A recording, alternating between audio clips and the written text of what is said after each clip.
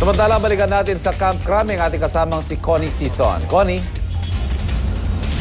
Yes, Ivan, nananatiling mahigpit pa rin ang seguridad dito nga sa Camp Crame at nakikita natin na talagang walang nakakalapit dito sa aking likuran, kung saan pinapaniwalaan nga na nandoon si Janet Lim Napoles sa isa sa mga kwartong bakante doon.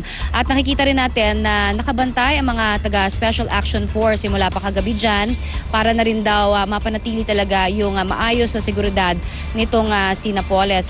At nabanggit nga rin kanina sa ating panayam ni Secretary Mar Rojas na wala pang kasiguruduhan kung hanggang kailan nga siya mananatili dito. Nasa korte na nga lang daw ito, magdedepende sa pag-usad ng investigasyon.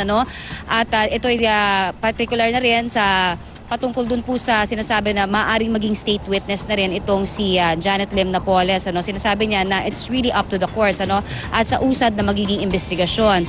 Samantala, dito sa aking paligid, nakikita natin na tahimik lang at meron talagang designated area lamang ang mga media. At hanggang sa mga oras na ito ay wala pa rin tayong impormasyon kung merong lalabas na impormasyon mula sa loob para makapagbigay nga ng update. Kasi ang pagkakaalam natin kahapon, nung dinala dito si Janet Lim Napoles ay kasama niya ang kanyang asawa at abogado, pero hindi na natin na malaman pa kung ano pang ibang pang update hanggang of course may lumabas mula naman sa mga opisyal sa loob. Balik muna sa inyo dyan. Salamat, Connie.